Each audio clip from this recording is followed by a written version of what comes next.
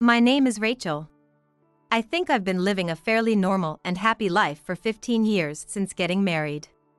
Our only daughter has grown up healthy, without any significant illnesses, and is a junior high school student who is dedicated to her extracurricular activities. I thought life would continue this way and eventually, it would just be my husband and me again. That's what I believed. However, one day, my ex-husband Jason suddenly dropped a bombshell. As a result, we ended up divorcing, and it's been 10 years. It was such a dramatic divorce that I have no clue, nor do I want to know, what Jason is doing now. He seems to still be working, but I have no desire to see him. Any affection was completely shattered. I know that if we ever meet again, memories of those times would come flooding back, and it would be unbearable. That's why I never wanted to see him again in my life. But fate sometimes plays tricks, and we met again when I entered a jewelry store. Hey, isn't that Rachel? I turned around, my face contorting. After all, I had run into the last person I wanted to see. What, even someone poor like you, thinks about buying jewelry? It's been a while. What are you doing here? I'm working. Weren't you at the headquarters? They needed help at the store, and someone with my expertise was necessary. I see, you were involved in the jewelry business. Yes, exactly. I'm expanding the jewelry shop business. My wife is the daughter of the CEO. I see, it was here then. And get this, my wife is going to become the CEO. The CEO of this company? That's right. My father-in-law has chosen my wife as the next one. It should be decided at the next shareholders meeting. Then I'll be the CEO's husband. Finally, my efforts will be rewarded. What efforts, I wonder? 10 years ago on that day, this man brought his mistress and revealed she was pregnant. My mistress. He said it proudly. Mistress? What does that mean? As a housewife who lived only for her family, I was shocked. I never imagined my husband could cheat on me while I was spinning like a top, managing all the household chores for the sake of our daughter. A mistress is a mistress. And she's not just any mistress.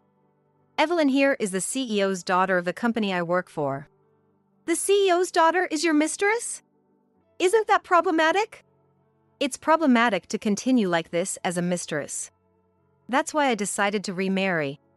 But you're already married, isn't that impossible? A divorce will settle it. It's simple.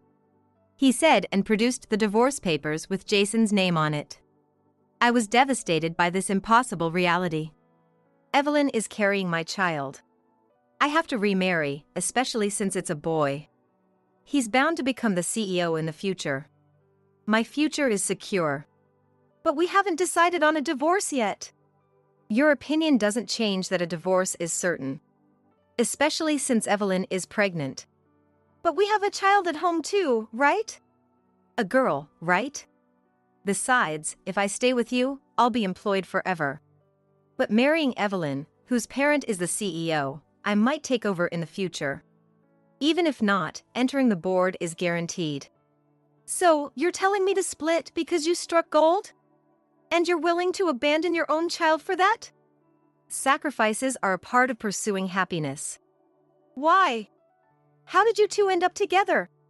It was curious. My husband didn't seem like exceptional material for the CEO's daughter to marry. I thought he had no chance of advancing. Well, we're in the same department, and after helping out with Evelyn's work, we started dining together. We felt a connection, and love blossomed. Love? Yes, love. The child in her womb is a product of our love. As harsh as it may sound, I no longer feel love for you. It's better for both of us to split rather than live a loveless marriage. Jason seemed pleased, as if he did nothing wrong. He just wants to do what he wants. And I was just an obstacle to that. Being suddenly told to split because you have a mistress. It's going to still cost a lot for our daughter, you know? I'm a housewife, how am I supposed to live? What, you thought I was a money tree? You chose to be a housewife. I never complained, and you should be grateful that I provided for you until now. That's too much, Bringing your mistress suddenly and saying we should divorce because she's pregnant is just cruel. That's so irresponsible. Say whatever you want. You wouldn't understand my feelings anyway. My feelings? Is it just that I wanted to marry into money? After all, I finally caught a luxury ship, so you're telling me not to let go of that ticket. But I couldn't forgive Jason's selfishness. My face must have been twisted in ugliness. At that moment, the woman spoke. I'll properly pay you child support. If you want, I can give you as much as you desire. So sign the divorce papers. She was pushing for a divorce with money talking. Is this woman really better? When I pointed at his woman and said that, his mistress laughed out loud. A poor person like you could never make him happy. He can only be happy by becoming my husband.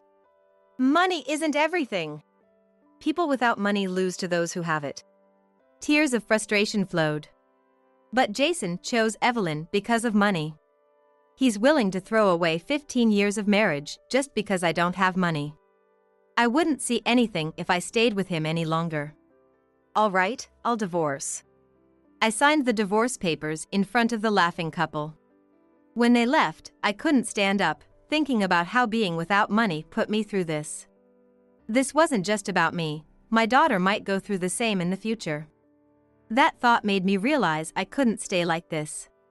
Afterwards, I used this frustration as motivation and lived desperately. Thanks to you divorcing me, I'm enjoying a rich life. Man, having money is great. Being the son-in-law of a CEO, nobody at the company complains. What do you think will happen when I become the CEO's husband? Everyone will respect me. Do you really think that will happen? What? Of course it will. My wife becoming CEO is almost set in stone. I think that's impossible. Why? What would a poor person like you know? You're so poor your brain must be messed up. Because I'm the major shareholder, and I'll oppose it. What? What are you talking about? There's no way you're a major shareholder. You're still a poor person, aren't you? Or are you saying you remarried a rich guy? I haven't remarried. Thanks to you, I've had enough of men. I realized it's much better to live by my own strength. For that, I am grateful. A single woman who didn't marry into wealth, how could you become the major shareholder of our company? It's an impossible story. Listen, shares of our company cost several $100,000 each. How could a poor person like you afford such shares? It's not something an ordinary housewife can buy. You'll just get laughed at if you talk nonsense like that. It would be impossible for an ordinary housewife. I laughed mockingly at Jason, who seemed oblivious. You still don't get it, do you? You don't understand things. Stocks like ours aren't easy to buy. If they were cheap, it might be different, but shares of a major corporation like ours aren't cheap. That's what you think. I think you're the one who doesn't know anything. You were crying and didn't want to divorce me 10 years ago. You're not over me and are delusional because we met again. It's sad. But really, you should move on. I'm not coming back to you. Don't worry. I don't feel anything for you anymore. You might end up hurting yourself by overestimating your worth. That's rude. I'm about to become the CEO's husband. So what? Do you really think you'll become the CEO's husband? I don't see how you can be happy about it. Shut up. I'm happy to be the support behind my talented wife. Well, good for you. It doesn't concern me anymore. Aren't you worried about how your daughter is doing? What? My daughter? It's been 10 years since we split. Why would I care? She's practically a stranger now. That's cold-hearted. I have a son now. He's only 10 years old, but he'll be the future CEO of this company. I don't want a poor daughter dragging him down just because they're half-siblings and might use the blood relation to pull his legs later. Well, if that's how it is, I'll proceed without hesitation. At that moment, a clerk came over and handed me a small paper bag. When I took it, Jason exclaimed in surprise. You bought it? Yes, I didn't know you worked here. Thanks for that. I never thought you'd buy anything. I figured you were just here for window shopping. So, who's the gift for? Surely not for yourself. For my daughter. It's a celebration for her engagement. That's wonderful, but it's a pity if it's cheap. But the most you could afford would be around $2,000, right? Our store doesn't handle anything cheaper than that. Wouldn't it have been better to buy something cheaper from another store? Well, maybe $60,000 was too cheap, huh? What? Yes. Maybe for the daughter of the CEO of RNL, something more expensive would have been better. What are you talking about? What's the matter? RNL is a major brand manufacturer. And you say the daughter of its CEO? That's right. Oh, I see. You're trying to fool me. You know, I can easily find out how much you purchased. $60,000? You're stretching the truth too far. You think it's just a pretense? Of course. You've been raising your child alone since our divorce. There's no way you could afford that. Coming to such a high-end jewelry store, that's just delusional. Well, whatever you think doesn't really matter to me. Anyway, what kind of connection do you have with them? Oh, maybe you adopted your daughter to become the adopted daughter of someone at RNL? And you're just the nanny? No, even then, if they were going to adopt, they'd prefer a boy. Still, there's no way you and RNL are connected.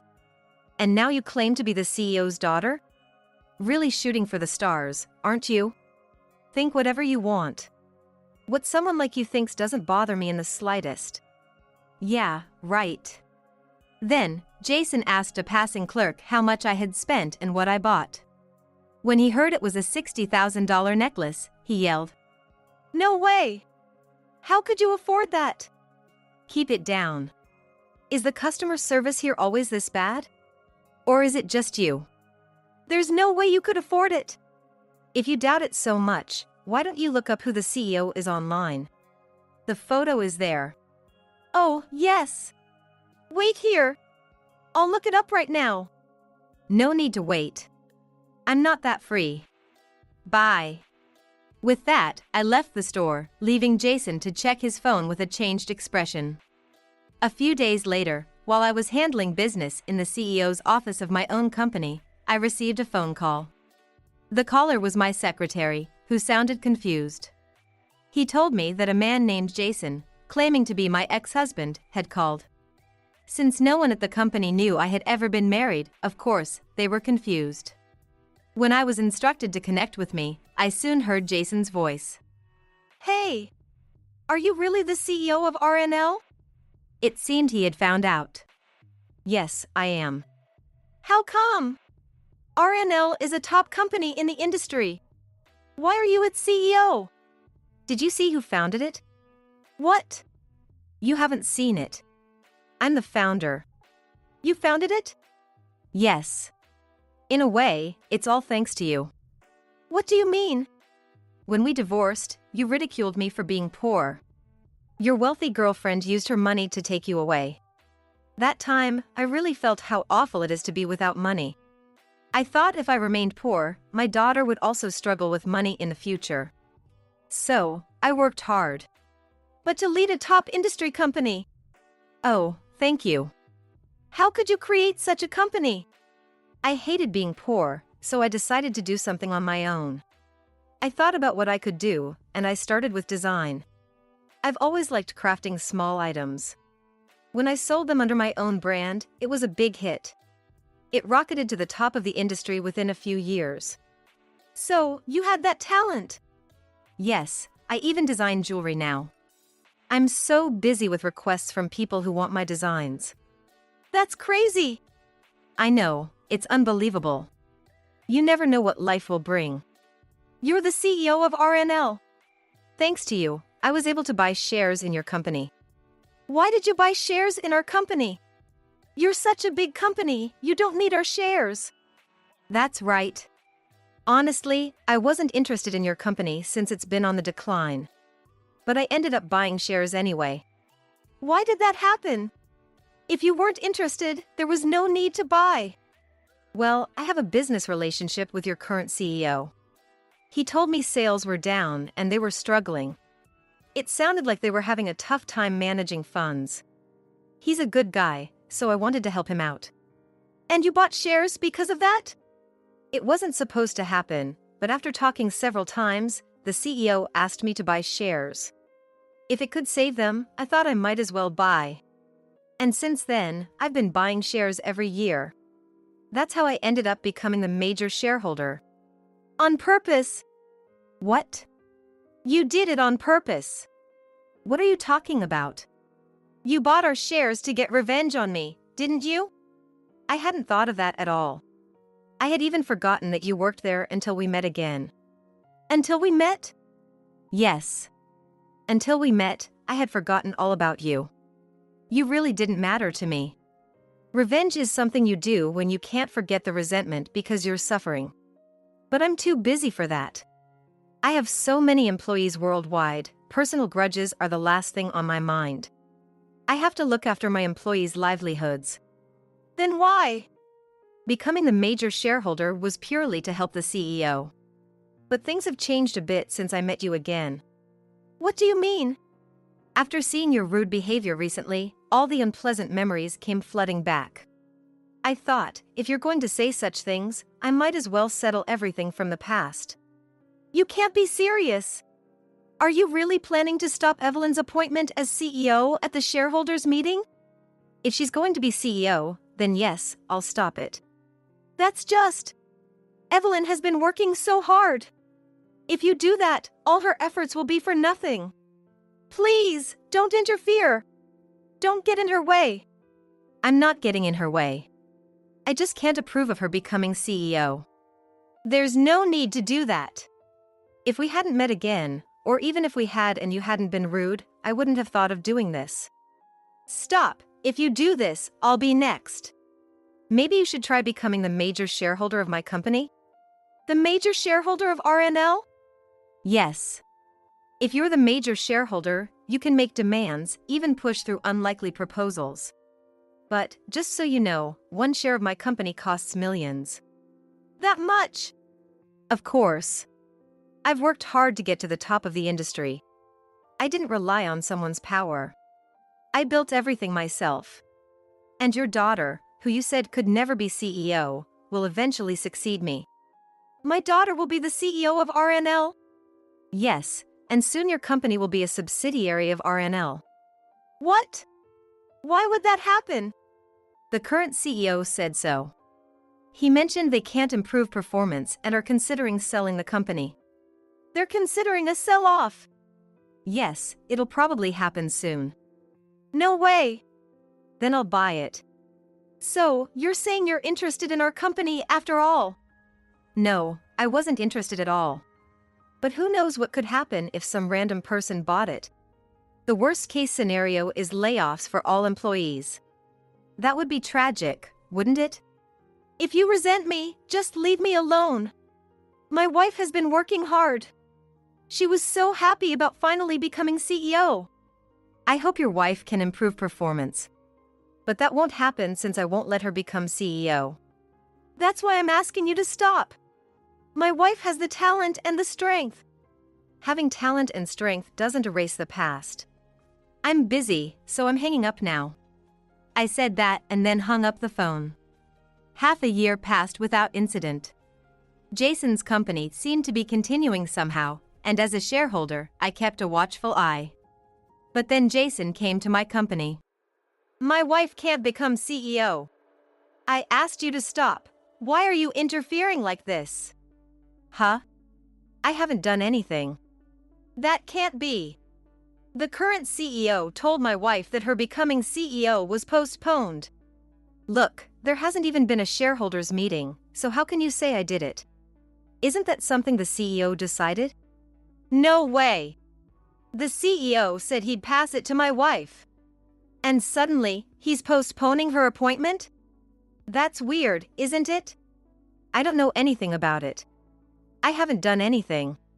My wife was supposed to become CEO. How old is your wife? 35. At that age, it's impossible for her to turn your company around. What did you say? Do you even understand your own company's situation? Of course. Our company is popular even among wealthy conglomerates. Rich folks love buying from us. Knowing that doesn't help if you aren't looking at the sales trends properly. I don't need to look at that to know how much we sell.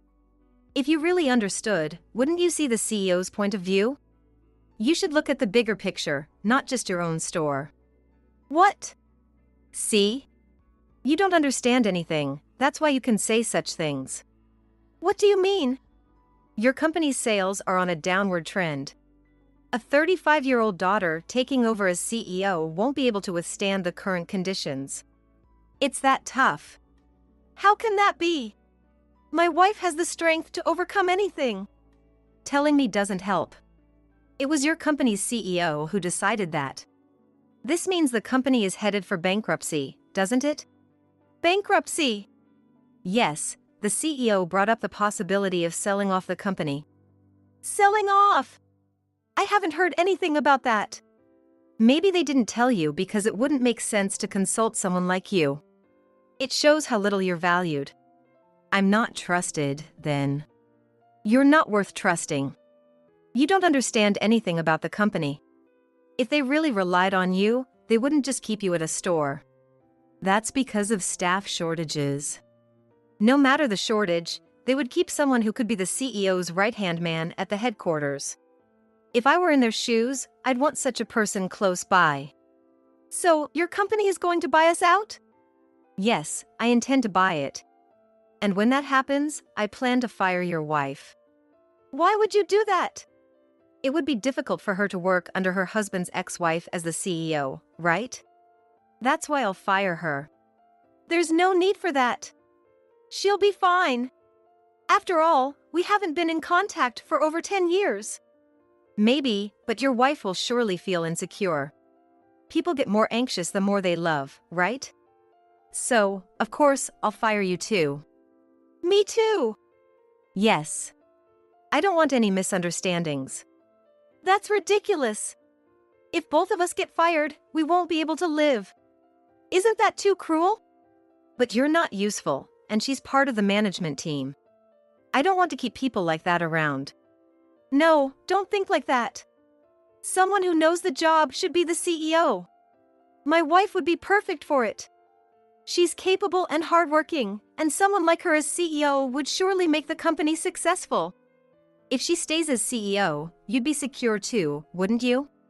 Well, honestly, yes. It's better for our financial situation if my capable wife stays rather than me. Please, use her as the CEO. I'm fine with being let go in exchange. Well, if she becomes part of our company, she could indeed increase sales. After all, we'll be selling our products there, changing the way things are done, and our customers will follow. Then there's no problem. Please make her the CEO. Even if the company isn't hers, becoming CEO would raise her salary. Do you really want her to be CEO that badly? Of course. It's been her dream.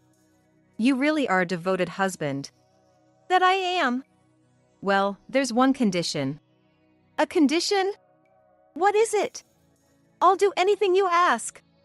It's something only you can do. What is it? Get a divorce. What? If you get a divorce, I'll make her the CEO. Why would it come to that? Poor people lose to those with money. Remember, you said that when we divorced. Essentially, someone wealthy like me becomes the absolute winner. It's natural for someone poor like you to lose. That's why. But that's... By the way, the CEO said if you agree to a divorce, he wouldn't mind making your daughter Evelyn the CEO. Evelyn would hate that. Well, I've been in contact with Evelyn too. She actually wanted to make you CEO, and that was why she married you. But you turned out to be useless. A complete failure. If she can cut ties with such an incompetent man through a divorce, it would be easy for her. She seems to think we'd get along well. That's absurd. Sorry, but in the end, you're the only one who will be fired. A useless poor man. Jason was shocked and left the CEO's office. Afterwards, the jewelry store became a subsidiary of R&L, and Jason's ex-wife became the CEO. Jason, intending to fire and divorce Evelyn, decided to keep her as the lowest-ranked salesperson instead. His poor customer service attitude and his demeanor as the CEO's son-in-law had backfired, causing the staff to treat him harshly. Consequently, he lost his place there and resigned voluntarily. However, that year's audit revealed something shocking. Jason had been embezzling. It was rumored that he had resigned voluntarily before the embezzlement was exposed, but I investigated his whereabouts and threatened him with criminal prosecution unless he repaid the embezzled amount. Being a coward, he agreed to repay. However, having lost his job, he struggled to make repayments. He tried to borrow money from his ex-wife Evelyn, but she ignored him, and he ended up borrowing from a consumer finance company. The debt accrued interest, worsening his situation. Desperate to cut costs, he moved into an incredibly cheap room and worked at a factory while taking on night shifts, slowly repaying the debt month by month. Yet, there's no end in sight for when he can fully repay. His current lifestyle is tough, and recent photos show him emaciated and staggering. Meanwhile, by placing R&L's brand products in the jewelry store, I've significantly boosted its performance. Thanks to that, the company has grown tremendously, and my daughter, who has married and moved away, has recently announced her pregnancy. Seeing my daughter's happy face makes me feel joyful. I can only pray that this happiness lasts